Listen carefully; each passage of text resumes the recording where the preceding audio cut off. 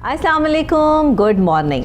कैसे हैं आप सब लोग? सबसे पहले पाकिस्तान, मैं हूं डॉक्टर नबीहा अली खान, आपका अपना फेवरेट प्रोग्राम लेके आपकी खिदमत में हाजिर हूं। और जैसे कि आपको पता है कि डेली मेरी आपकी मुलाकात होती है 7 डेज़ इन अ वीक, सुबह 9 बजे, और रिपीट में आप ये प्रोग्राम दोपहर को 2 बजे, रात को 12 बजे देख सकते हैं। इस प्रोग्राम की करने की ख़ास वजह ये होती है कि हम आपको सुबह के आगाज़ के साथ ही एक अच्छी इन्फॉर्मेशन से जो है वो इसका आगाज़ करें।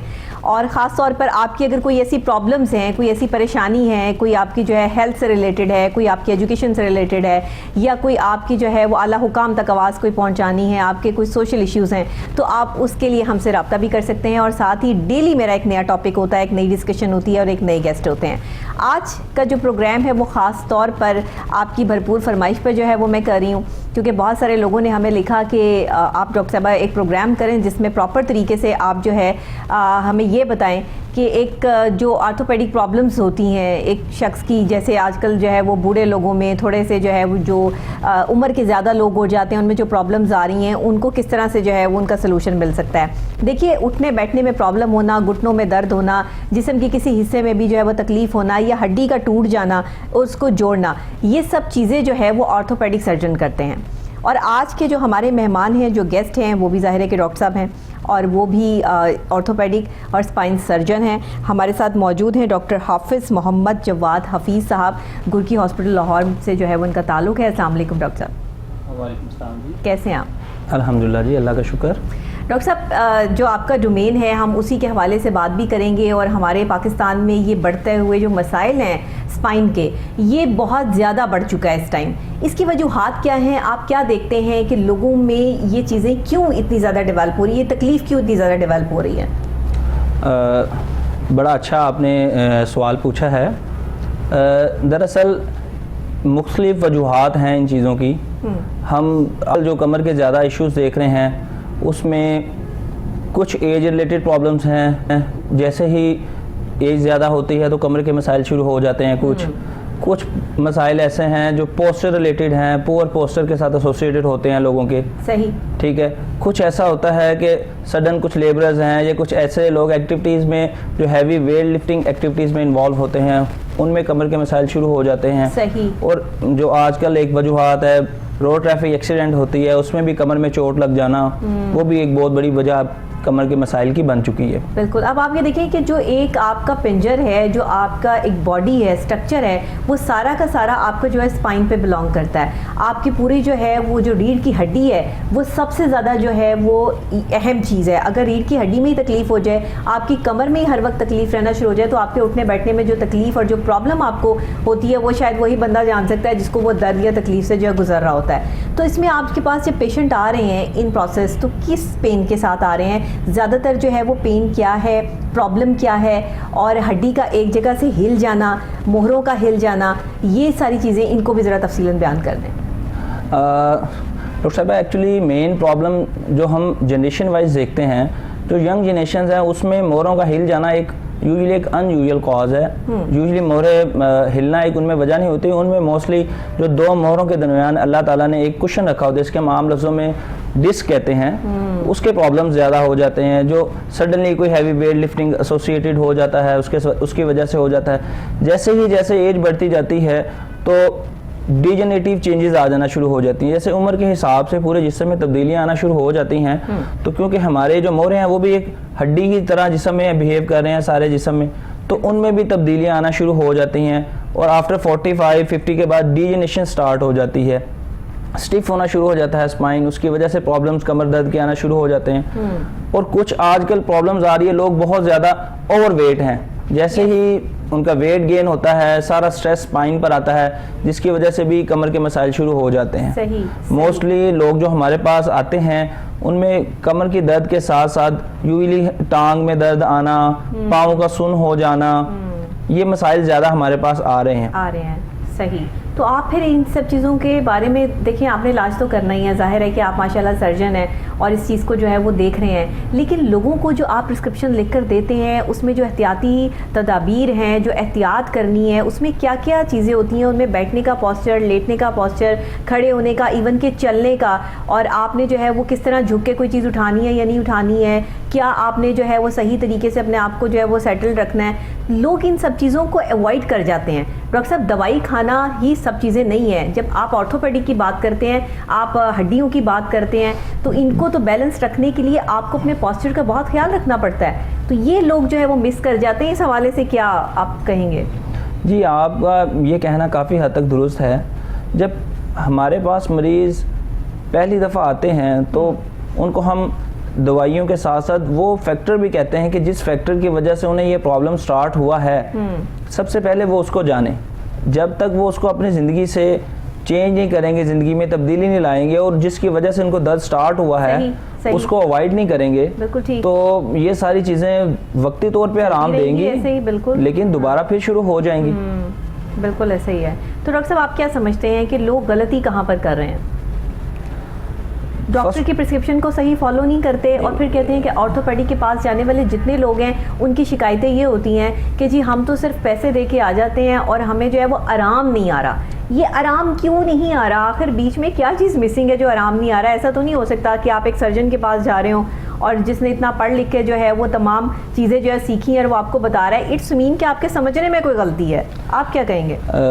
देखें जी, आजकल तो काफ़ी तरक्की आ चुकी है, इलाज में भी, मुआलजे में भी लोगों को हर तरह से सहूलियात भी फराहम की जाती हैं। अब उसमें दरअसल ये है कि जब हमारे पास एक मरीज़ आता है तो हम उसको बताते हैं कि आपको कमर का ये प्रॉब्लम चल रहा है। फर्स्ट ऑफ ऑल तो वो पहले ही किसी से सुन के आया होता है, जी मुझे किसी ने बताया है कि मेरे मोरे हिले हुए हैं। ये तो एक फैक्ट है कि हर किसी को यही लगता है कि उसके मोरे हिल गए हैं। जी, तो जब हम उनको इन्वेस्टिगेट करते हैं, गाइड करते हैं और ट्रीटमेंट प्लान एडवाइस करते हैं, तो उसके मुताबिक अनटिल अनलेस हम सर्जरी तक एडवाइस करते हैं, तो जब फर्स्ट ऑफ ऑल हम मेडिकेशन से कोशिश करते हैं विद एक्टिविटी मॉडिफिकेशन और साथ फिजियोथेरेपी कि पेशेंट इम्प्रूव हो। सही। अगर तो पेशेंट उससे इम्प्रूव हो विद अवॉइडेबल फैक्टर, जिस प्रॉब्लम की वजह से उससे ये शुरू हुआ है, तो बहुत से लोग इस चीज़ से इम्प्रूव कर जाते हैं। सेकेंडली, आफ्टर डायग्नोसिस जब बन जाता है पेशेंट्स का, तो हमें देखना पड़ता है कि ये जो हराम मगज जिसे हम कहते हैं स्पाइनल कॉर्ड है, उस पर कोई प्रेशर तो नहीं आ रहा डिस्क की वजह से या कुछ डिजेनेटिव चेंजेस की वजह से उन पर कोई कंप्रेशन तो नहीं आ रही। सही। तो फिर हम उसको डील करने की तरफ आइदर हम इंजेक्शंस की तरफ मूव करते हैं या फिर हमें कोई सर्जरी की तरफ एडवाइस करना जाना पड़ता है। सही। तो यूजुअली जो हमारे पास पेशेंट्स हैं, जब सर्जरी का एडवाइस करते हैं तो एक बहुत कॉमन चीज़ है, लोग बहुत डरे होते हैं कि कमर का ऑपरेशन है, बहुत बड़ा ऑपरेशन होता है, इसके बाद डॉक्टर साहब हम ठीक भी होंगे नहीं। तो ये सारी चीज़ें बतानी पड़ती हैं, फिर उसके बाद प्रोसेस आगे मूव करता है। तो डॉक्टर साहब, ये जो ऑपरेट होता है, जब आप सर्जरी करते हैं, अगर किसी का बहुत स्वेयर, कौन सा ऐसा मसला होता है, कहाँ पर आप देखते हैं कि कौन सा ऐसा पिन पॉइंट होता है कि बस अब यहाँ पर जाके जो है वो सर्जरी की ज़रूरत पड़ जाती है? देखिए जी, जैसे कोई भी बीमारी है, कमर की बीमारी में अमूमन 3-4 ऐसे अलार्मिंग सिम्टम्स आते हैं जिसको हम, अगर किसी को प्रोसेस चल रहा है तो हमें उसे ज़रूर बताने चाहिए कि ये अलार्मिंग सिम्टम अगर आप जैसे ही आए हैं आपको, तो आपने बिल्कुल फ़ौरन वेट नहीं करना, फ़ौरन चले जाना है ऐसी फैसिलिटी पे कि जहां आपकी सर्जरी पॉसिबल हो सके। सही। उन जो हमारे पास जो बिल्कुल जिनको कहते हैं हम रेड अलर्ट सिम्टम हैं, उसमें होता है अचानक पट्ठों की कमज़ोरी हो जाना, ठीक है, पावर का कम हो जाना जिसे हम आम लफ्ज़ों में कहते हैं। दूसरा, जो हमारी जगह है वो सुन हो जाती है, बात इतनी सीवियर हो जाती है कि वो ठीक नहीं हो रही होती। कभी पाँव या हाथों का सुन हो जाना भी इसमें शामिल है? जी, हाथों का सुन होना कमर के साथ, यूजुअली लोअर बैक के साथ एसोसिएटेड नहीं होता, वो अपर बैक के साथ, नेक के साथ एसोसिएट होता है। ठीक है। तो अगर पाँव बहुत ज़्यादा सुन हो जाए या दर्द की हम काफ़ी सारी दवाइयाँ भी दे रहे हैं उनको, एक्टिविटी मॉडिफिकेशन भी कर रहे हैं और दर्द उनकी बहुत ज़्यादा है, किसी चीज़ से रिस्पॉन्स ही नहीं कर रही, तो फिर हमें उनको मूव करना पड़ता है और उनको बताना होता है कि आपके लिए अभी इन चीज़ों से सेटल नहीं होंगी, आपको इंटरवेंशन की तरफ मूव करना पड़ेगा। तो डॉक्टर साहब, अंदर क्या ऐसी प्रॉब्लम चल रही होती है, गैप बहुत ज़्यादा आ गया होता है कि वहाँ से जो है, जैसे आप डिस्क की बात कर रहे हैं, वो डिस्क निकल गई होती है, ये क्या प्रॉब्लम होती है जिसकी वजह से उसको जो है सर्जरी करके दोबारा अपनी बेस पे लाया जाता है? जी, गैप तो नॉर्मल एक चीज़ है, कुशन इफेक्ट होता है यूजुअली डिस्क का, जब हम जंपिंग करते हैं, मूविंग करते हैं, राउंड करते हैं, तो हमारे जो मोरे हैं अल्लाह ताला ने उनमें कुशनिंग इफेक्ट रखा हुआ है डिस्क की वजह से। बिल्कुल ठीक है। यूजुअली सडनली कुछ एक प्रोसेस नेचुरली आ जाता है जिससे कोई हम सडनली कोई हैवी वेट लिफ्टिंग कर लें जो अनबैलेंस तरीके से हो, तो या कोई चोट लग जाए कमर में जो यूजुअली कोई फ्रैक्चर का काज ना बने लेकिन उससे प्रॉब्लम परसिस्ट करना शुरू हो जाए, तो या एज रिलेटेड चीज़ें आ जाएं जिसमें आ जाते हैं, तो उसमें फिर क्या होता है कि यूजुअली डिस्क जो सी होती है वो हमारे हराम मगज़ पे यानी कि स्पाइनल कॉर्ड पे प्रेशर डालना आ जाता है उसकी वजह से। तो अनटिल अब वो डिपेंड करता है, हम मुख्तलिफ इन्वेस्टिगेशंस करवा के उसे कंफर्म करते हैं और उसके बाद देखते हैं कि ये किस नौयत का है, आइदर सिर्फ दवाइयों से बेहतर हो जाएगा या सर्जरी की तरफ मूव करना पड़ेगा। तो ये मतलब अगर थोड़ा सा भी पेन हो आपकी कमर में जी। और आप उठते बैठते तकलीफ फील कर रहे हैं तो आपको डॉक्टर के पास जाना चाहिए। बिल्कुल जाना चाहिए जी, बिल्कुल जाना चाहिए। लोग इलाज कर रहे होते हैं, बाम लगा लेते हैं, कोई जो है वो पेन किलर खा ली, फलाने खाई थी मैं भी खा लूँ ताकि मुझे भी आराम आ जाए। इवन के आप यकीन करें मेरे साथ बहुत सारे लोग ऐसे बैठे होते हैं जो फ़ोन पर ये पूछ रहे होते हैं, अच्छा वो बाजी आपने वो वाली मेडिसिन खाई थी, ज़रा बता दें मुझे भी, मेरे भी वहीं पर दर्द है जहाँ आपके दर्द था, तो मैं भी ठीक हो जाऊँगा या हो जाऊँगी। तो वो मुझे बड़ी हैरत होती है कि लोग इस तरह क्यों करते हैं। हालांकि मैं फ़ौरन से इस चीज़ को जो है वो पॉइंट आउट करती हूँ और उनको उसी टाइम जो है रोकती हूँ कि आप वो मेडिसिन यूज़ ना करें जो किसी और ने की है, क्योंकि आपका सिस्टम जो है वो डिफरेंट तरीके से काम कर रहा है, आपकी जो एक इम्यूनिटी है वो अलग है, उनकी अलग है। अगर आपको ये चीज़ रिएक्ट कर गई या कोई और मसला हुआ तो फिर आप क्या करेंगे? तो ये चीज़ें जो है वो लोगों को ज़रूर समझाएं डॉक्टर साहब कि इस पर कितना एहतियात की ज़रूरत है। जी बिल्कुल, इसमें तो बहुत एहतियात की ज़रूरत है। मेडिकेशन विदाउट प्रिस्क्रिप्शन तो हमें बिल्कुल नहीं लेनी चाहिए, नहीं लेनी चाहिए। हमें बिल्कुल अपने जो मौलिज है उससे रब्ता करना चाहिए, अपना प्रॉब्लम उसके साथ डिस्कस करना चाहिए। और ज़रूरी नहीं है कि किसी मेडिसिन से अगर एक दूसरे इंसान को आराम आया है तो उसको भी उससे आराम आ जाए। बिल्कुल सही। और ये भी हो सकता है कि कुछ प्रॉब्लम्स अंडरलाइन चल रहे हों और जो मेडिसिन हम फ़ायदे के लिए ले रहे हैं वो हमारे लिए नुकसान का बायस बन जाए। ऐसा होता है। तो ये चीज़ें हमें बहुत देख समझ के अपने मौलिज से रब्ता करके उसके मुताबिक जो हमें वो मेडिसिन बताए हमें वही लेनी चाहिए। वही लेनी चाहिए। तो आप क्या सजेस्ट करते हैं, कितनी पेन हो तो आप सजेस्ट करते हैं कि भाई मेडिसिन से ही रिकवर हो जाएगा? थोड़ा बहुत जो है वो आप देखते हैं उसमें आपके टेस्ट कौन कौन से होते हैं जिसमें आप ये प्रिस्क्राइब कर लेते हैं, आपकी डायग्नोसिस हो जाती है कि इनको जो है वो स्पाइन का प्रॉब्लम चल रहा है? जी सबसे पहले तो यूजुअली हम देखते हैं कि जो कमर की दर्द है वो स्पेशली पट्ठों की वजह से तो नहीं हो रही। अच्छा, तो ये पट्ठों की वजह, कमजोरी की वजह से भी कमर में दर्द हो जाती है? हमारे जो मोरे हैं उनको सपोर्ट तो हमारे मसल्स ने किया हुआ है जिनको पट्ठे कहते हैं। बिल्कुल सही। उनमें कोई खिंचाव इस तरह का हो गया है जिसकी वजह से दर्द रह रही है, या फिर सबसे पहले हम उनको देखने के लिए हम कमर का एक्सरे करवाते हैं। एक्सरे करवा के हम चेक करते हैं कि हमारे इस टाइम मोहरों के हालात किस तरह के हैं, उनमें कोई प्रॉब्लम्स तो नहीं चल रहा, अलाइनमेंट उनकी ठीक है, उनकी हाइट मेंटेन है, ठीक है, और उनकी जो स्पेस है विद इन वर्टिब्रा वो नॉर्मल है। अगर तो ये चीज़ें हमें नॉर्मल आ जाती हैं और पेशेंट के सिम्टम परसिस्ट करते हैं तो फिर हमें मूव करना पड़ता है। हम MRI करवाते हैं कमर का, ठीक है, जिसमें हम देखते हैं डिस्क का स्टेटस क्या है, फिर हम देखते हैं कि डिस्क अगर स्लिप हो रही है, रिपोर्ट आ जाती है जी बिल्कुल, डिस्क स्लिप हो रही है तो वो कितना हराम मगज पे कितना प्रेशर डाल रही है, कितने सिम्टम कर रही है। तो फिर ये प्रॉब्लम जो MRI आप करवाते हैं, ये प्रॉब्लम कितने एज के लोगों में ज़्यादा पाई जा रही है इस टाइम में? कि पहले तो ये था ना कि 50+ लोगों में ये चीज़ होती थी, अभी तो मैं देख रही हूँ कि 30+ लोगों में भी ये बहुत ज़्यादा जो है वो चीज़ आ गई है, वो भी दर्द और तकलीफ़ से कराते हैं। इवन के बच्चों में कमर के दर्द और जो ये आप बता रहे हैं कि पट्ठों में दर्द और ये तकलीफ़ जो है वो आ गई है। इसकी वजह ये है कि विटामिन D की भी बहुत कमी है हमारे यहाँ, विटामिन D हम इस्तेमाल नहीं करते, सूरज की रोशनी में भी बहुत ज़्यादा नहीं बैठना चाहते, काले ना हो जाएं, ये भी बड़ा जो है वो एक प्रॉब्लम है। तो इसके हवाले से भी ज़रा बताइएगा। जी बिल्कुल, जो डाइटरी हैबिट्स हैं वो हमारी बोन्स को बहुत बुरी तरह अफेक्ट कर रही हैं। आजकल हम दूध यूजुअली जैसा भी अवेलेबल होता है लोग पीने से अवॉइड करते हैं, जो यूजुअल मिथ है कि अच्छा नहीं मिलता डॉक्टर साहब, फिर किसी भी फॉर्म में मिला हुआ दूध है, कहीं पानी मिला हुआ दूध है, कहीं people are more willing to take medicine. वो कहते हैं हमें कोई कैल्शियम की दवाई दे दें डॉक्टर साहब। तो ये चीज़ें हम जी वो बहुत मुश्किल होता है उनको समझाना, उनको गाइड करना इस मामले। तो डॉक्टर साहब जैसा भी दूध मिले पीना चाहिए? जी अब मुश्किल सवाल कर दिया ये तो जी ऐसा सवाल है कि अब जाहिर है अवेलेबिलिटी जिस तरह के दूध की है हमारे, हाँ जिस तरह का दूध बिक रहा है, अब क्या उसी तरह का दूध पी लेना चाहिए या फिर अब क्या करें? जी हम तो उसका अल्टरनेट क्या है? उसका अल्टरनेट अब देखिए जी, जो आजकल अवेलेबल है फिर उस पे ही हम गुजारा कर सकते हैं। फिर वो विटामिन की बात आ गई ना। जी बिल्कुल। फिर अब उससे अब बाज़ चीज़ें ऐसी हैं कि अगर एक बॉक्स है उसको हम फिलअप करते हैं किसी भी चीज़ से, और अगर हम उसमें यूज़ करते हैं चीज़ें, तो अगर जब तक उसको हम रीफिल नहीं करेंगे तो वो बहुत एम्प्टी होता जाएगा। सेम कंडीशंस हमारी हड्डियों की है। बॉडी को कैल्शियम की ज़रूरत होती है, जिस्म में मुख्तलिफ अवामिल चल रहे होते हैं जिनको कैल्शियम की ज़रूरत होती है। तो अगर हम अपनी डाइट से कैल्शियम देंगे, हड्डियों को मजबूत रखेंगे, तो फिर हमारे जिस्म में नॉर्मल प्रोसेस से हड्डियाँ कमज़ोर नहीं होंगी। सही है। तो अगर हम नहीं रीफिल कर रहे अपनी कैल्शियम रिक्वायरमेंट्स को, तो बॉडी ने तो कैल्शियम इस्तेमाल कर लेना है, वो हमारी हड्डियों से ले लेगी, इस्तेमाल कर जाएगी, और अल्टीमेटली फिर बोन पेन स्टार्ट हो जाती है, हमें इस प्रोसेस शुरू हो जाते हैं। बिल्कुल सही है।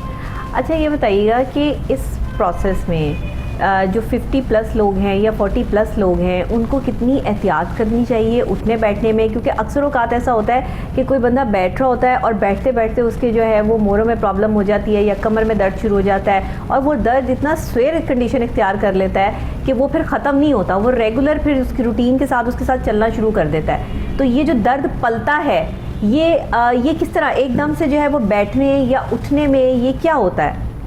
ये प्रॉब्लम क्या होती है? उठना एक समटाइम्स हम अनइवन, अगर हमारा बैलेंस मेंटेन ना रहे तो उसमें कोई लिफ्टिंग करते हैं, हैवी कोई चीज़ उठा लेते हैं, या अगर हमारा कोई काम रेगुलर ऐसा है, जिस तरह कंप्यूटर ऑपरेटर्स हैं या जिनका काम ही ज़्यादा बैठने का है, हाँ, उनकी कमर में भी तकलीफ जी उनमें भी रहती है, तो उनमें उसके मुताबिक बैक केयर्स यूज़ करनी चाहिए, एक्टिविटी मॉडिफिकेशन करनी चाहिए, ताकि ये फैक्टर्स जो परमानेंट पेन की वजह बन रहे हैं उनको उनमें ज़िंदगी से डिसकंटिन्यू किया जाए, ताकि बेहतरी होना शुरू हो जाए। डॉक्टर साहब, कितनी देर तक इंसान जो है वो रेगुलर आसानी से बैठ सकता है, आप क्या कहते हैं? और अगर उससे ज़्यादा टाइम जो है वो बैठ जाए तो फिर कमर में दर्द शुरू हो जाता है, और कितनी देर तक लोगों को जो है वो चेयर पे बैठना चाहिए और उसके बाद थोड़ा सा घूम फिर के आके फिर बैठ जाए अपनी चेयर पे?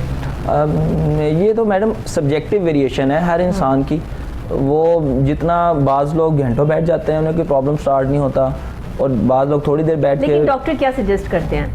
यूजुअली एक्टिविटी अपनी रखनी चाहिए हमें, एक्टिविटी मॉडिफिकेशन और एक्टिविटीज़ जारी रखनी चाहिए। कितने घंटे आप चेयर पे बैठ के काम कर सकते हैं? आप क्या सजेस्ट करेंगे अगर आपसे कोई पेशेंट ये पूछ ले कि डॉक्टर साहब मैं कितने घंटे जो है वो बैठ के काम करूं और क्या फिर बाद में अपनी एक्टिविटी जो है वो रखूं, तो आप कितने घंटे सजेस्ट करेंगे उसको? अगर तो वो इंसान उसका काम ही बैठने वाला है और वो मुझे ये पूछना चाह रहा है कि सर मैं कितनी देर मैक्सिमम बैठ सकता हूँ, तो मेरा उससे आंसर ये होगा कि आप बैठें, आप अपना ड्यूरेशन नोट करें कि कितनी देर बैठने के बाद आपको दर्द शुरू हो जाती है, और अगर आप कोशिश करना है आपने उस ड्यूरेशन से पहले उठना है, थोड़ी सी एक्टिविटी दोबारा करें, दोबारा बैठें, ताकि ये प्रॉब्लम्स ना बने। डॉक्टर साहब, एक्सरसाइज कितनी ज़रूरी है इन सब चीज़ों के लिए? जी एक्सरसाइज बहुत ज़रूरी है।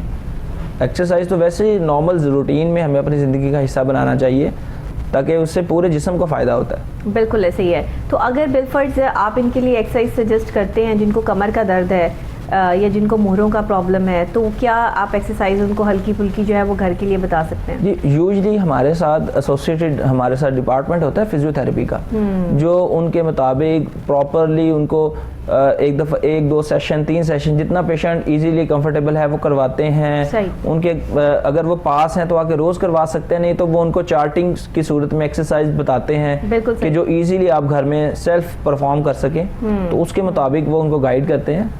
तो वो हमसे बेटर दो ना फिजियोथेरेपिस्ट गाइड करते हैं पेशेंट्स को कि आप तो आप डाइट प्लान वगैरह जो है वो साथ देते हैं लोगों को कि आपने डाइट में ये चीज़ें रखनी है, ये नहीं खानी है, ये लेनी है, या सब चीज़ें खा सकते हैं? अनटिल अनलेस कोई कंट्राइंडिकेशंस नहीं है। जिस तरह डायबिटीज़ है पेशेंट को तो मीठा अवॉइड करना वैसे एक नेचुरल चीज़ है, और अगर पेशेंट को ब्लड प्रेशर का प्रॉब्लम चल रहा है तो उसको चिकनाई नमक से वैसे परहेज करना चाहिए। तो लेकिन यूजुअली कोई कंट्राइंडिकेशन नहीं होती, हर चीज़ में एहतियात रख के बैलेंस मुतवाज़न ग़िज़ा खानी चाहिए। सही सही, बिल्कुल ठीक है। तो ये मुतवाज़न ग़िज़ा जो है इसमें कौन सी चीज़ ऐसी जो है वो शामिल करनी चाहिए अपनी डाइट में, ख़ासतौर पे 40+ लोगों को, कि ताकि उनको ये दर्द हो ही ना, या वो अपनी एक्सरसाइज रखें या वॉक रखें, या खाने में क्या चीज़ ऐसी खाएं कि जिससे उन्हें थोड़ी सी ताकत रहे और अब उनको बार बार ये इश्यूज़ ना आएँ? यूजुअली हर चीज़ में बैलेंस रखते हुए दूध लें, दही लें, अंडा लें, गोश्त लें, इसके अलावा सब्जियां, फ्रूट जो भी अवेलेबल है उनको अच्छी फॉर्म में वो लें, हर चीज़ में बैलेंस रखते हुए इस्तेमाल करें, तो वो ये सारी चीज़ें बेहतरीन हैं। अच्छा, मैंने अक्सर देखा है कि जो लोग मतलब 35-40+ हैं वो अक्सर औकात जो है वो अपने साथ कोई ना कोई ऐसा मल्टीविटामिन कोई इस तरह की चीज़ जो है वो रखते हैं या लेते हैं खाते हैं कि जिससे जो है वो एक्टिव रहते हैं, और जब तक वो खाते रहते हैं तब तक वो एक्टिव रहते हैं, और जब उसको छोड़ देते हैं तो वापस फिर वहीं से जो है वो उनका प्रॉब्लम स्टार्ट हो जाता है। तो ये क्या है डॉक्टर साहब? ये तो फिर रेगुलर अगर कोई चीज़ आपके साथ चली है तो वो चलती रहेगी और आप उसके साथ चलते रहेंगे, तो ये ज़रा थोड़ा डिस्क्राइब कीजिएगा कि क्या ये ठीक रहता है? जी देखिए, प्रॉब्लम इसी चीज़ पे लाई करता है कि पेशेंट ज़्यादा विलिंग है मेडिसिन लेने पे। वो डाइट प्रेफर नहीं करते, मेडिसिन पे अपने आप को टॉलरेट कर रहे होते हैं, लेकिन मेडिसिन एक ख़ास मकदार में हमारे जिस्म में जज़ब होती है, बाकी जिस्म से एक्सक्रीट हो जाती है। सही। तो हम डाइट अच्छी लें ताकि उसको अपनी ज़िंदगी का बाकायदा एक अच्छा हिस्सा बनाएं, ना कि हम मेडिसिन को अपनी ज़िंदगी का मुकम्मल हिस्सा बनाएं। तो ये तो सब्जेक्टिव वेरिएशन है। पेशेंट ज़्यादा कंफर्टेबल अगर मेडिसिन पे हो जाते हैं तो उनको फिर बहुत मुश्किल होता है कि वापस उनको ला के उनको गाइड करें कि आप इन चीज़ को अवॉइड करें। सही। आप क्या सजेस्ट करेंगे बच्चों के लिए कि बच्चों को शुरू से ही कैसी एक्टिविटी में रखना चाहिए कि उनको ये दर्दें या तकलीफ़ या कोई इस तरह की कि बच्चों को सीढ़ियाँ चढ़ते हुए घुटनों में दर्द हो जाता है, ज़्यादा पैदल चलते हैं या भागते हैं तो उनकी टांगों में दर्द शुरू हो जाता है, ये बच्चों के साथ बहुत बड़ा प्रॉब्लम चल रहा है, तो क्या आप कहेंगे कि अर्ली एज से इसको कैसे कंट्रोल किया जा सकता है? अर्ली एज में बच्चों को अच्छा वही बात आ जाती है कि हम कोल्ड ड्रिंक्स अवॉइड करें बच्चों में। बच्चों को इस तरह की जो चीज़ें हैं जंक फूड से अवॉइड करें। जंक फूड से अवॉइड करें जो जिससे हड्डियां हमारी कमज़ोर होती हैं।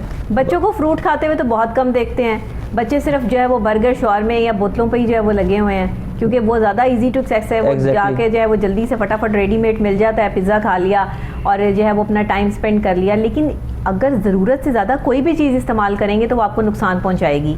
कभी कभार चीट डे हो जाता है, लेकिन हर वक्त और बच्चों को सिर्फ इसी चीज़ पे लगा देना, वो फिर बच्चों की हड्डियां जो हैं वो कमज़ोर होती हैं अंदर से।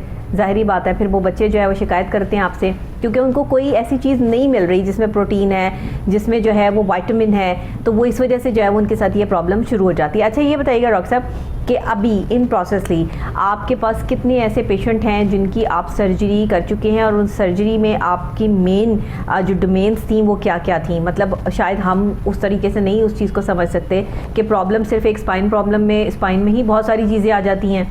तो आप क्या समझते हैं कि अभी जो आपने केसेस रीसेंट ये कोविड के सिचुएशन में, कोविड के दिनों में जो आपने लिए, उसमें कोई बहुत क्रिटिकल कोई केस आया हो तो वो आप हमारे साथ ज़रूर शेयर करें। जी मैडम, एक्चुअली जो हमारे प्रोफेसर साहब हैं, प्रोफेसर आमिर अजीज़ साहब, कोविड के दिनों में हर तरफ जब काम बंद था तो हमारे सर ने एक दिन भी, एक मिनट के लिए भी काम बंद नहीं होने दिया।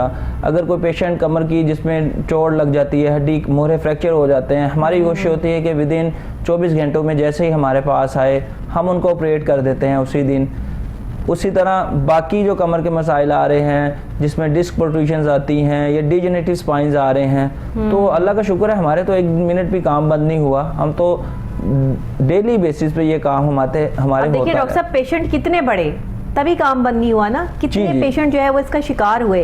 तो इसकी असल वजह या रीज़न तो हमें निकालनी है ना बीच से कि असल में इतने सारे पेशेंट्स जो है वो क्यों आ रहे हैं और लोग क्या गलती कर रहे हैं। मैं वही आपसे सवाल जो है दोबारा दोहरा रही हूँ कि प्लीज़ इस पॉइंट को जो है वो रेस करें कि आखिर गलती कहाँ हो रही है। गलती फर्स्ट ऑफ ऑल हमें चले एक एक्सीडेंट हो गया खुदा ना खास्ता या किसी का, वो तो एक हादसा है, कोई सीढ़ियों से गिर गया वो एक हादसा है, किसी का रोड एक्सीडेंट हो गया वो एक हादसा है, उसमें तो किसी का कोई कसूर नहीं है, वो तो एक अल्लाह की तरफ से चोट लगी थी या उसकी कोई अपनी गलती थी जिसकी वजह से उसको चोट लग गई, तो वो तो एक अरसा लेता है, टाइम लेता है ये चीज़ ठीक होने में, ऐसे जल्दी से ठीक तो नहीं हो जाता। लेकिन इसके अलावा भी क्या कोई ऐसी प्रॉब्लम्स हैं जिनकी वजह से जो आप सोच रहे हैं कि लोग ऐसी ये प्रॉब्लम कर रहे हैं, यहाँ ये गलती हो रही है, अगर ना करें तो शायद ये सर्जरी से बच जाए?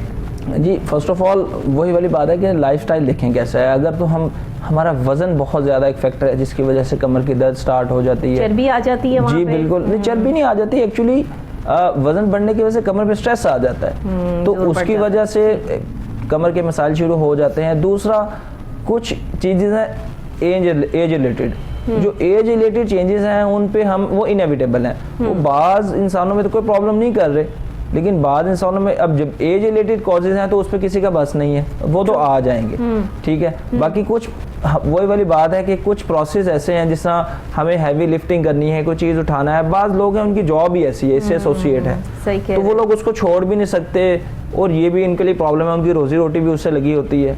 तो ये ईंटों के गड्ढे जो है वो लेके जाने होते हैं, जो मकान बनाते हैं, जो मजदूर लोग हैं या जो और काम कर रहे हैं, तो वो ये जो इतना इनमें ये ज़्यादा जाहिर है कि प्रॉब्लम आती होगी, कमर के दर्द की, मोहरों की, स्पाइन प्रॉब्लम्स जो है वो ये सारी चीज़ें इनमें ज़्यादा आ सकती हैं, ज़्यादा बिल्कुल आ सकती हैं। बिल्कुल सही है। तो डॉक्टर साहब वो अपना काम भी नहीं छोड़ सकते? जी बिल्कुल, लास्ट टाइम तक अपना काम भी करते हैं, तो फिर कैसे सजेस्ट करते हैं उनको, क्या बताते हैं आप? फिर हम उन्हें यही कहते हैं कि आप मैक्सिमम अवॉइड करें, थोड़ी सी एक्टिविटी में चेंज ले आएँ, जिससे दर्द बढ़ती है कोशिश करें उसे कम से कम करें।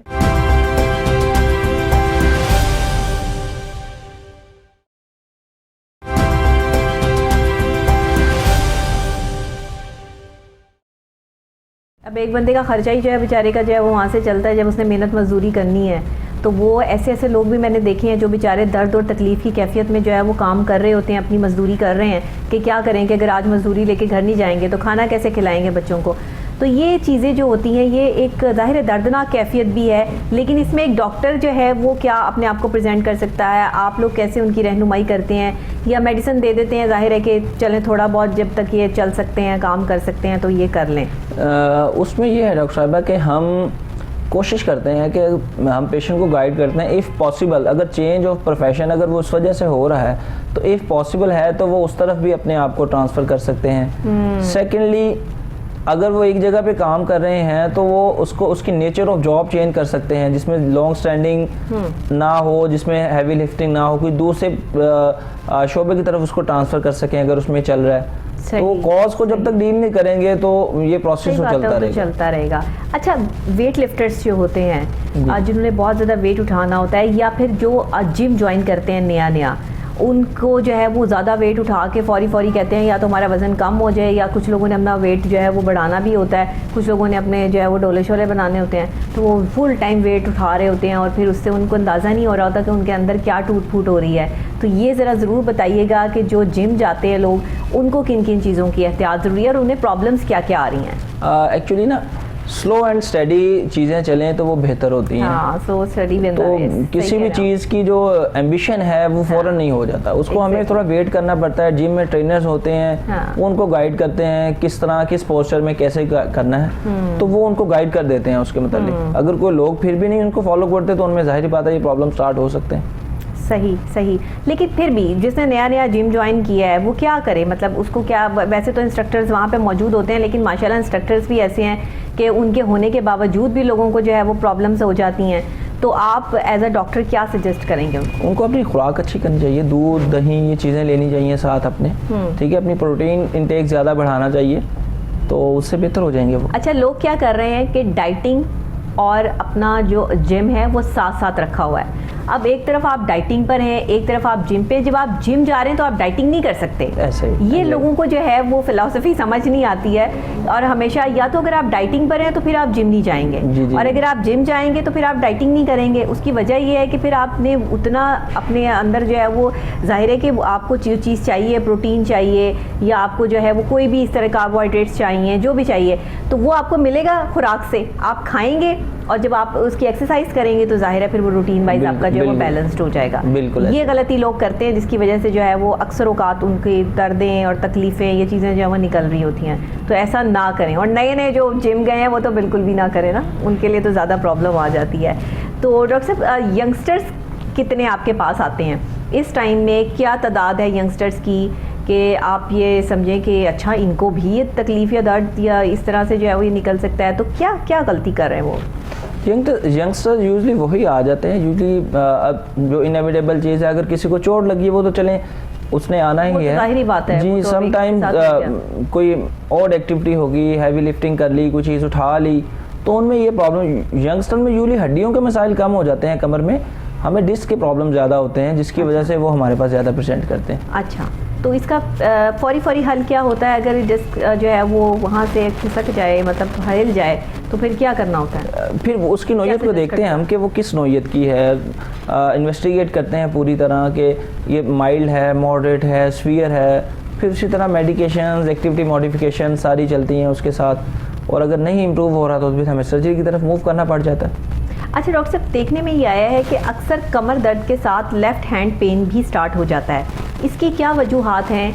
क्या अंदर ब्लड सर्कुलेशन का रुक जाना है, या फिर आप ये समझते हैं इसका आपस में ये कनेक्शन क्या है? मैंने अक्सर लोगों से ये सुना है कि जी कमर में बहुत दर्द है और लेफ़्ट हैंड पेन करता है या राइट हैंड पेन करता है, कभी यहाँ दर्द उठती है, कभी यहाँ दर्द निकलती है, कभी दिल की तरफ जो है वो दर्द निकलती है, कभी बैक साइड पे दर्द निकलती है। ये क्या है? देखिए, टांगों के मसाइल तो लोअर बैक से हमारी कमर से एक्सप्लेन होते हैं। अगर उनमें कोई प्रॉब्लम है तो टांगों या पाँव के मसाइल, उनका सुन हो जाना, दर्द रहना, कमज़ोरी हो जाना, ये आ सकती है। हाथ का सुन हो जाना या बाजुओं में दर्द रहना, उसके लिए फिर जो हमारी अपर बैक है, जिसे हम कहते हैं सर्वाइकल स्पाइन है हमारा, यूजुअली उसके प्रॉब्लम्स चल रहे होते हैं। सेम उनमें प्रॉब्लम्स भी आ सकते हैं, ऐसे ही डिजनेशन आ सकती है, सारी चीज़ें वही डील करते हैं। फिर उन्हीं में भी उसी तरह कंप्रेशन आ सकती है, बिल्कुल सही, हाथों में दर्द का आ जाना, बाजुओं का सुन हो जाना। जी। तो ये सारी चीज़ें भी सेम है, लेकिन लोअर बैक के साथ हाथों के मसाइल यूजुअली होते नहीं हैं। ठीक है, मतलब अगर ये आपके हाथों में पेन हो रही है या कुछ हो रहा है तो ये कमर दर्द के साथ रिलेट नहीं कर रहा। जी, ये कुछ और मसला है। कुछ यही और मैं आपसे पूछना चाह रही हूँ ना कि अक्सर औकात लोग जो है वो ये सारी चीजें मिक्स कर देते हैं। तो इसको अलग कैसे रखना है? अगर आपके हाथों में पेन है कि मतलब राइट या लेफ्ट हैंड में आपका जो है वो ब्लड सर्कुलेशन नहीं हो रहा है या कुछ भी हो रहा है, तो इसका मतलब ये नहीं है कि आपकी कमर में दर्द है तो ये दर्द है। जी बिल्कुल कहना चाह रहे हैं? बिल्कुल ठीक है। मतलब अगर आपके निचले हिस्से में कहीं पेन है, टांगों में दर्द है, या आपका पाँव जो है सुन हो जाता है और तकलीफ से जो है वो वहीं का वहीं रह जाता है और आपको काफ़ी देर बाद जो है वो उसको सेट होता है, तो इसका मतलब है कि ये कमर दर्द के साथ जो है वो रिलेटेड। बिल्कुल, ये लोअर बैक के साथ ओके सही है। डॉक्टर साहब, इसके लिए कोई स्पेशल को खुराक जो है वो, तो आपने कहा कि दूध लाजमी पिए, दूध की जो है वो अशद ज़रूरत है, जो दूध हम लोग पीते नहीं हैं, तो अगर दूध जो नहीं पीना चाहते हैं वो फिर इसको कन्वर्ट कैसे करें? फिर कोई मल्टीविटामिन्स वगैरह लें? अब दूध में जो कैल्शियम के सोर्सेज हैं उसमें दही ले सकते हैं वो, या फिर अल्टीमेटली अगर किसी भी फॉर्म में नहीं ले रहे तो मेडिसिन पे कैल्शियम में हमें मेडिकेटली मूव करना पड़ेगा उनको उस पर। तो इसकी वजह से देना तो पड़ेगा हमें किसी भी फॉर्म में बॉडी को, आइदर मेडिकली और डाइटरी वे, तो किसी भी फॉर्म में देना तो पड़ेगा जी हमें। डॉक्टर साहब, वो कौन से पेशेंट हैं जो बिल्कुल बेड पे लग जाते हैं, जो उठ नहीं पाते, इवन के वो अपने उठकर कोई काम नहीं कर पाते? ये कौन सी सीवियर कंडीशन होती है, या इसमें अंदर क्या मराहिल होते हैं पीछे डिस्क के या जो है रीढ़ की हड्डी के? क्या प्रॉब्लम्स आते हैं कि लोग जो है वो बिल्कुल बिस्तर से लग जाते हैं? अजी उसमें तो पहली बात है कि अगर वो जो मैंने आपको रेड अलर्ट साइन बताए थे, अगर लोग उसको इग्नोर करते हैं रेड अलर्ट साइन को, तो एंड ये है जी, तो फिर हमें अल्टीमेटली एक परमानेंट लॉस हो जाता है, जिसकी वजह से तो फिर हमारी एक्टिविटी मुकम्मल इफेक्ट हो जाती है उससे। ठीक, बिल्कुल सही। तो उस टाइम में भी मैंने अक्सर लोगों को देखा है कि फिर ये फिजियोथेरेपिस्ट वगैरह जो है वो उनको एक्सरसाइज करवा के जो है वो चलने फिरने के काबिल करते हैं, तो उसमें आप लोगों का कितना कंट्रीब्यूशन होता है मेडिसिन में, या फिर इनकी जो है वो क्या आप जो है उनको सजेस्ट करते हैं? एक्चुअली एक मल्टी डिसिप्लिनरी अप्रोच उसमें होती है। पेशेंट हमारे साथ विद फिजियोथेरेपिस्ट एक कोलैबोरेशन के साथ चलते रहते हैं। उनमें अगर वीकनेस है तो उसकी इम्प्रूवमेंट के लिए जितनी एक्सरसाइज करवाते हैं उनको स्ट्रेंथनिंग एक्सरसाइज करवाएंगे या नॉर्मल जो आप सजेस्ट करेंगे। जी सही। तो वो उसके मुताबिक उसको मूव अराउंड करते हैं। तो होपफुली जैसे एक स्लो प्रोसेस में थोड़ा सा बेहतर चेंजेस जैसे जैसे आती जाती हैं तो उसका पता चलता जाता है हमें। अच्छा, ठीक है, बिल्कुल। इसमें कितनी मेडिसिन खानी पड़ती है? आजकल तो लोग, एक पेन किलर बड़ी मशहूर है, बस वो खा के जो है वो सुकून से, मेरी कमर में दर्द था, मेरे कंधों में दर्द था, मेरी टांगों में दर्द था, मैंने वो खा लिया, मुझे आराम आ गया है। ये जो थोड़ी देर का आराम है और फिर वही सिचुएशन है, इसका क्या हल है? इसका हल ये है कि सबसे पहले जी कि हमें देखा जाए एक रूट कॉज क्या है। अगर रूट कॉज को एड्रेस करते हैं तो दर्द की गोलियों से हमारी जान छूट जाएगी। तो अगर हम रूट कॉज को एड्रेस नहीं करते और पेन बार बार आती है 6 घंटे बाद, 12 घंटे बाद, मेडिसिन के इफेक्ट के बाद दोबारा आ रही है, तो फिर दोबारा हमें मेडिसिन खानी पड़ेगी उसके लिए। सही। तो ये जेल वगैरह जो लगा लेते हैं उससे काफ़ी देर में, मतलब कोई 10-15 मिनट आराम रहता है, उसके बाद फिर सिचुएशन वैसी हो जाती है? सब्जेक्टिव वेरिएशन है जी पेशेंट की, ये जिसको उससे बेहतर हो जाते हैं उसको कंटिन्यू करते हैं। ठीक है। मतलब आप वेरी करते हैं कि आप पहले उसको पूरा प्रॉपर जो है उसका सारा टेस्ट किया, चेकअप किया, देन यू डिसाइडेड कि ये किस पे जाना है, इसको क्या क्या करना है। हाँ जी बिल्कुल ठीक है, बिल्कुल सही है। डॉक्टर साहब, अभी कितनी तादाद में पेशेंट आपके पास हैं? जैसे आपने बताया कि कोविड की सिचुएशन में भी आपके पेशेंट जो है वो नहीं रुके, अभी आप क्या प्रोसेस देखते हैं? हमारे गुरगी हॉस्पिटल में तो भी बेतहाशा मरीज़ आते हैं, रोज़ डेली बेसिस पे ऑपरेट भी होते हैं, डिस्चार्ज भी होते हैं, नेक्स्ट भी कंटिन्यू होते हैं। तो एक प्रोसेस तो चल रहा है, अल्लाह का शुक्र है, लोग आ रहे हैं, फ़ायदा उठा रहे हैं। अच्छा, हम डॉक्टर्स ये भी नहीं कह सकते ना कि हमारे पास पेशेंट आ रहे हैं ना, वो भी अजीब सा लगता है कि सारे बीमार हो गए डॉक्टर के पास आ जा रहे हैं, तो डॉक्टर इस पर जो है वो अल्लाह का शुक्र अदा करे तो डिफरेंट भी लगता है ना, अजीब सा। लेकिन जाहिर है कि हमने भी तो अपनी कमाई पे अल्लाह का शुक्र अदा करना है ना। बिल्कुल ऐसे ही है। लेकिन मुझे अक्सर औकात कभी कभी अपनी इस चीज़ को मैं बड़ा कंट्रोल करती हूँ कि जब कोई पूछ रहा होता है कि भाई आपके पास पेशेंट नहीं आ रहे, हाँ जी आजकल पेशेंट नहीं आ रहे। अच्छा, ये कितनी अच्छी बात है कि लोग अपने आप को जो है वो सेटल रख रहे हैं, पेशेंट नहीं आ रहे, लेकिन हमें तकलीफ होनी शुरू हो जाती है कि पेशेंट क्यों नहीं आ रहे। तो ये चीज़ भी जो है वो बड़ी ज़रूरी चीज़ है, क्योंकि ये तो एक चले थोड़े से अच्छे मूड की जो है वो बात थी, लेकिन ये ऐसा होता है, ये वेरी करता है। अच्छा, मुझे ये बताइएगा कि आप जितनी भी सर्जरीज़ करते हैं उन सर्जरीज़ में कितने दिन के रेस्ट के बाद जो है वो पेशेंट बिल्कुल ठीक ठाक हो जाता है, या फिर भी कुछ प्रॉब्लम रह जाती है और आप लोग उसको बताते हैं कि ये इतने अरसे बाद कवर होगा, और अगर वो हो जाती है सर्जरी तो क्या वो कामयाब होती है, उसके बाद पेशेंट बिल्कुल ठीक हो जाता है, या थोड़ी बहुत फिर भी कोई चीज़ रह जाती है? देखिए जी, सर्जरी का आउटकम फर्स्ट ऑफ ऑल इस चीज़ पर डिपेंड करता है पेशेंट कितनी ड्यूरेशन में हमारे पास आया है, ठीक है, उसकी कितनी है जी, उसकी उस टाइम अलामतें कैसी हैं, ठीक है। अगर तो हड्डी का टूट जाना जो कि एक एक्सीडेंट में आ गया है, जिसकी वजह से आ गया है, दूसरी वजह से आ गया है, तो वो आ जाते हैं हमारे पास, तो यूजुअली वो तो उसी दिन हमारी कोशिश होती है उसी दिन ऑपरेट हो जाए। अच्छा, और यूजुअली 1 से 2 दिन में मरीज डिस्चार्ज हो जाते हैं। डॉक्टर साहब, कितने घंटे का ऑपरेट होता है ये? डिपेंड करता है जी। अगर किसी की हड्डी टूट गई है, कमर की हड्डी ब्रेक हो गई है, तो ये कितना टाइम जो है वो इसको लगता है? ये जी पर्सन टू पर्सन वेरी करता है, हर इंसान की टेक्निकलिटीज़ पर डिपेंड करता है। फिर यूजुअली 2 से 3 घंटे तो नॉर्मल लगते हैं इस ऑपरेशन को, ठीक है। और उसके बाद पेशेंट को हर चीज़ बतानी भी होती है, एहतियात भी बतानी है सारी कि आगे में फ़र्दर किस तरह करना है।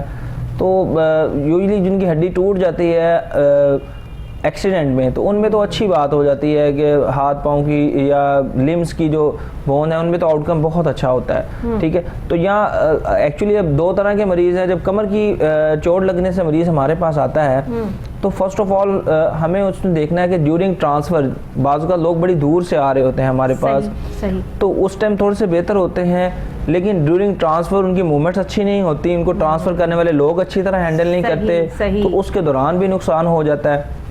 फिर जब हमारे पास हॉस्पिटल में आते हैं मरीज़, तो फर्स्ट ऑफ ऑल हम उनका मुकम्मल मुआयना करते हैं कि इस टाइम इनके जो अज़ा हैं वो कितनी हरकत कर रहे हैं, ठीक है। अगर तो मुकम्मल हरकत कर रहे होते हैं तो हमारे पास जो उसको हम कहते हैं अपनी ज़बान में प्रोग्नोसिस बहुत अच्छा होता है, सही, ठीक है। अगर तो मुकम्मल हरकत नहीं कर रहे या थोड़े से हरकत कर रहे हैं तो फ़ौरन ऑपरेशन उसी टाइम करने का मकसद यही होता है कि जितना बेहतर हो सके वो जल्दी से जल्दी बेहतर हों। बाद में ऑपरेशन के बाद वर्जिशें चलती हैं पेशेंट की काफ़ी देर, और पोस्चरल चेंजेस चलते हैं, तो उसके बाद जितनी इंप्रूवमेंट आती है वो एक टाइमली प्रोसेस है। डॉक्टर साहब, कितना टाइमली प्रोसेस होगा ये? अगर किसी की हड्डी टूट जाती है तो ये कितना टाइम लेता है? पेशेंट वो तो आपने बता दिया, पेशेंट पे वेरी करता है कि वो कितना टाइम लेके, लेकिन हम अगर ये पूछें कि ज़्यादा से ज़्यादा भी मैक्सिमम कितना टाइम जो है वो लगता है, तो आप क्या? एक्चुअली नॉर्मल 2 to 3 months हड्डी जुड़ने में लगते हैं, तो उसमें यूजुअली हीलिंग हो जाती है, अच्छी हीलिंग हो जाती है अगर कोई प्रॉब्लम नहीं है।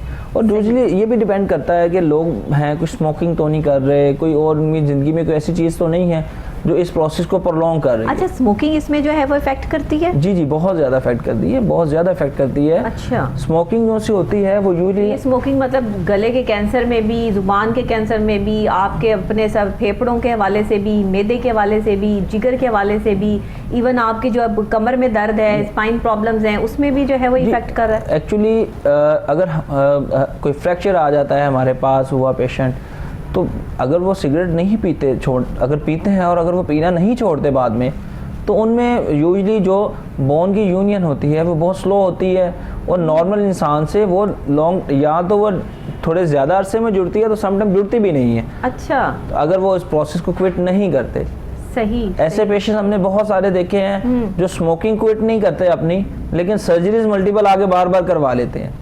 अंदाजा कीजिए जी, तो ये बड़ा अनफॉर्चुनेट है। उनको गाइड किया जाता है बहुत सारा भी, लेकिन फिर भी वो उस पर बहुत मुश्किल होता है उनके लिए। कितने परसेंट पेशेंट जो है वो डॉक्टर की प्रिस्क्रिप्शन के मुताबिक चलते होंगे अंदाजन? ऐसे ये आपसे जो है वो अपनी नॉलेज के लिए क्वेश्चन किया मैंने। हमारे पास तो जो फॉलोअप पे आते हैं पेशेंट, वो तो यही कह रहे होते हैं कि सर जैसा आपने लिखा है वैसे ही इस्तेमाल कर रहे हैं। तो ये तो अब आपको तो पता चल जाता है ना कि उन्होंने वैसा नहीं किया। जी बिल्कुल पता चल जाता है ऐसे तो कितने पेशेंट, आप कितने परसेंट जो है वो पेशेंट को जो है वो कहेंगे कि हाँ नहीं इतने पेशेंट जो है वो इन्होंने सही इसको जो है फॉलो किया है, तब ये काफ़ी बेहतरी की तरफ हैं, और ये फॉलो नहीं करके आए हैं? एक्चुअली इसमें बड़ी चीज़ें आ जाती हैं। समटाइम्स मेडिसिन पेशेंट पे बहुत बड़ा फाइनेंशियल लोड आ जाता है, तो वो उसकी वजह से भी प्रॉपरली उसको पूरी तरह एंटरटेन नहीं करते अपने आप को। ठीक है। सेकेंडली समहाउ कुछ फाइनेंशियल बैरियर्स ऐसे लोगों को चल रहे होते हैं कि वो उसको ऐसे परमानेंटली फॉलो नहीं करते। तो इस वजह से अब समहाउ जो इस्तेमाल करते हैं उनमें बेहतरी काफ़ी इंशाल्लाह होती है इसकी वजह से, मेडिसिन लेने से। सही है। तो मेडिसिन से ही खाली आराम आ जाता है? जी डिपेंड करता है कि प्रॉब्लम कितना, अंडरलाइंग कॉज कितना है। तो अगर थोड़ा सा है तो मेडिसिन से ही काफ़ी इम्प्रूव हो जाता है। ठीक है। बढ़ती उम्र में तो पट्ठों का दर्द फैक्ट हो जाता है ना कि ये तो चले आप इसका कुछ नहीं कर सकते, नेचुरल चीज़ है। जी। तो फिर वो मेडिसिन से ठीक हो जाता है? उसमें हमें अपनी ना एक्टिविटी मॉडिफिकेशन करनी पड़ेंगी साथ, कि जिस तरह यूजुअली हमारे पास जो पेशेंट आते हैं, जिस तरह 50 प्लस या 55 में लोग पेशेंट्स आते हैं हमारे पास, घुटनों के दर्द बहुत सारा होता है उनमें। तो यूजुअली हम उनको कहते हैं आप नीचे ना बैठें, ज़िंदगी में तब्दीलियाँ कुछ ऐसी लाएं, चलें फिर उतना जितना आप इजीली उसको टॉलरेट करते हैं। अच्छा। तो इन्हीं चीज़ों से अगर वो ज़िंदगी में तब्दीलियाँ ले आते हैं तो उनसे काफ़ी इम्प्रूव हो जाते हैं।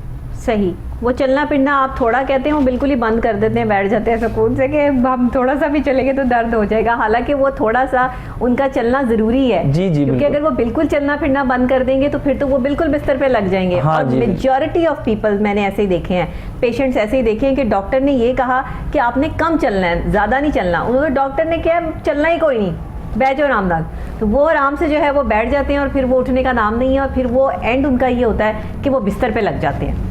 तो ऐसा ना करें। जी बिल्कुल ऐसा ना करें, क्योंकि ये खतरनाक सिचुएशन जो है वो आगे इख्तियार कर लेती है चीज़। क्योंकि डॉक्टर के प्रिस्क्रिप्शन ये है कि आप थोड़ा चलें, उन्होंने आपको ये नहीं कहा कि आपने बिल्कुल भी। हाँ कुछ पेशेंट ऐसे भी होते होंगे डॉक्टर साहब के जिन्हें कह देते होंगे कि अभी आपने बिल्कुल नहीं चलना, जिनकी खुदा न खास्ता हड्डी टूटी है या इस तरह के जो उनके साथ मसाइल हैं, उनको तो आप ही सजेस्ट करते होंगे। जी बिल्कुल ऐसा होता है। बाज़ औक़ात समटाइम्स फॉर टाइम बीइंग थोड़ी देर के लिए वेट बेयरिंग अवॉइड करते हैं कि जितनी देर में थोड़ा सा यूनियन बोन का स्टार्ट हो जाए, उसके बाद फिर उनको वेट बेयरिंग एज पर टॉलरेटेड आहिस्ता आहिस्ता हम स्टार्ट करते हैं और वो फिर नॉर्मल एक्टिविटीज़ पे वापस आ जाते हैं फिर। सही। अच्छा, प्रॉपर आपको जो है वो पोस्चर बता दीजिए ड्राइविंग करने के हवाले से, किस पोस्चर से जो है वो ड्राइविंग करनी चाहिए। अक्सर लोग बड़ा अजीब से पोस्चर में ड्राइविंग कर रहे होते हैं, पीछे दो गद्दियाँ जो है वो लगाई होती हैं, या अपने बैठने के जो है वो थोड़ा सा ऊंचा करने के लिए उसको जो है वो कुशन रखा होता है। तो क्या ये सही है? और अगर ये सही है तो ये किस लिहाज से सही है? कुशन कौन सा इस्तेमाल करना चाहिए? और आपकी गर्दन जो है वो क्योंकि बिल्कुल ऐसे नहीं होती है, ऐसे आपको जो है वो देखना होता है, तो अक्सर औकात ये पीछे बैक साइड पर जो है वो पेन्स निकलती हैं। और क्योंकि नज़र से आपको बहुत ज़्यादा जो है वो काम लेना होता है, तो जिन लोगों की नज़र वीक होती है उनके भी पट्ठे कमज़ोर हो जाते हैं। तो ये भी ज़रा प्लीज़ बता दीजिएगा। ओवर स्टफिंग तो हमें वैसे भी नहीं करनी चाहिए किसी भी चीज़ में।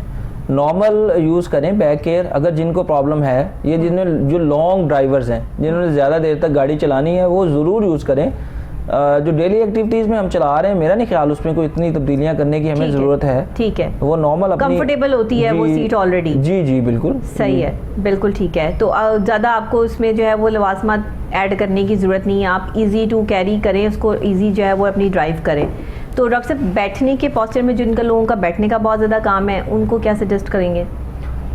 उनमें भी यही है जी, देखें अगर ज़्यादा बैठने से प्रॉब्लम हो रहा है उनको, तो जितनी देर में प्रॉब्लम हो रहा है कोशिश करें कि उसमें वो स्विंग्स लाएं, थोड़ी देर बैठें, फिर चल फिर लें थोड़ा सा, फिर दोबारा अपना काम स्टार्ट कर लें। अच्छा, एक और दर्द है जिसको sciatica कहते हैं, ये क्या दर्द है और ये कैसे निकलती है और इसका हल क्या है? ये ऐसे ही है जी, sciatica यूजुअली हम बहुत कॉमनली पेशेंट्स हमारे पास आते हैं, बहुत कॉमनली वर्ड ये यूज़ करते हैं sciatica। यूजुअली ऐसा होता है कि जिस तरह हमारा हराम अगर जिसे हम स्पाइनल कॉर्ड कहते हैं, उधर से नर्व्स जो पाथवेज होते हैं नर्व्स की, वो टांगों को सप्लाई करते हैं यूजुअली। तो जब भी किसी भी साइड पे कोई दबाव आ जाए, अगर राइट साइड पे दबाव आ रहा है तो राइट साइड पे पूरी टांग में हमारी दर्द आ जाती है, ठीक है। और अगर लेफ्ट साइड पे दबाव आया तो लेफ्ट साइड पे पूरी टांग में दर्द आ जाती है। इसको उर्फ आम में यूजुअली हम शाटिका कहते हैं। ठीक है जी, जो कि आम बीमारी हो गई है अभी पाकिस्तान जी। आज पेशेंट्स भी काफ़ी आगे हमारे बताने से पहले ही बता देते हैं, डॉक्टर साहब मुझे शाटिका का प्रॉब्लम चल रहा है। नहीं डॉक्टर साहब, मशहूर भी हो गई है बीमारी। जी, जी। अब लोगों को शाटिका ना भी हो तो भी कहते हैं कि हमें यही दर्द है। वो उन्होंने सीख लिया है ना, नाम जी, जी। सीख लिया है। अच्छा, इसकी क्या अलामात क्या हैं, कि क्या हो तो आप जो है वो फौरी तौर पे डॉक्टर से रुजू करें कि जी ये शाटिका है? उसमें यही है जी, कमर में दर्द का स्टार्ट हो जाता है और टांग में, राइट और लेफ्ट टांग में, पूरी टांग में आती है दर्द। वो घुटने तक भी रह सकती है, वो पाँव तक भी जा सकती है, ठीक है। उसके साथ पाँव का सुन्न होना भी हो सकता है। तो ये सारी चीज़ें उसके साथ एसोसिएट हो सकती हैं। अच्छा, सही है। अच्छा डॉक्टर साहब, शुगर पेशेंट की अगर हम बात कर लें, उनके लिए ये कितना डेंजरस हो सकता है? क्योंकि sugar patient already immunity system बहुत ज़्यादा स्लो हो गया होता है, हड्डियां अंदर से भुर रही होती हैं, कमज़ोर हो गई होती हैं, उनको ज़्यादा ये तकलीफ़ आती है। तो उनके इलाज के लिए आप क्या सजेस्ट करते हैं? उनको कैसे जो है वो इस पर आना चाहिए? शुगर पेशेंट में यूजुअली पाँव का सुन्न हो जाना, यूजुअली जब दोनों पाँव सुन्न हो रहे होते हैं तो वो यूजुअली शाटिका की वजह से नहीं हो रहे होते, क्योंकि शुगर की वजह से भी ही, क्योंकि शुगर को हम माइक्रो एंजियोपैथी कहते हैं, माइक्रो न्यूरोपैथी कहते हैं। तो माइक्रोवैस्कुलर डिजीज़ है जिसकी वजह से एंड ऑर्गन्स डैमेज हो रहे होते हैं, तो हमें उसकी वजह से नमनेस रहना, पाँव में जलन रहना, वो पेशेंट यूजुअली इसको मिक्स कर आते हैं इसके साथ कि डॉक्टर साहब इस कमर की दर्द के साथ ये भी चल रहे हैं। तो हमें ये डिफरेंशिएट करना होता है कि डायबिटीज़ का अच्छा कंट्रोल है। अगर डायबिटीज़ का अच्छा कंट्रोल चल रहा होता है तो यूजुअली ये अलामतें बेहतर हो जाती हैं उसके साथ। सही सही सही, बिल्कुल सही। अच्छा, ये तो हो गए जो शुगर पेशेंट है, डायबिटीज़ पेशेंट है। अगर किसी को ब्लड प्रेशर हाई की प्रॉब्लम हो और उसका ब्लड प्रेशर हाई रहता हो, तो भी आप लोगों को उस वक्त सर्जरी में बड़ी प्रॉब्लम्स जो है वो आ जाती हैं, ये चीज़ें मैनेज करना जो है मुश्किल हो जाता है। तो उस हवाले से भी ज़रा थोड़ा सा बता दीजिए। जी, उसके लिए अल्हम्दुलिल्लाह हमारे एनेस्थेटिस्ट होते हैं लोग हमारे साथ, जो हमारे साथ कोऑपरेट करते हैं। लेकिन उससे पहले फ़र्स्ट ऑफ ऑल अगर पेशेंट का ब्लड प्रेशर ज़्यादा चल रहा है तो हमें first of all medical specialist से एडवाइस करते हैं, ताकि वो उनको एटलीस्ट 2 to 3 वीक्स मेडिसिन में दें, उसका ब्लड प्रेशर कंट्रोल करें अनटिल अनलेस कोई इमरजेंसी नहीं है।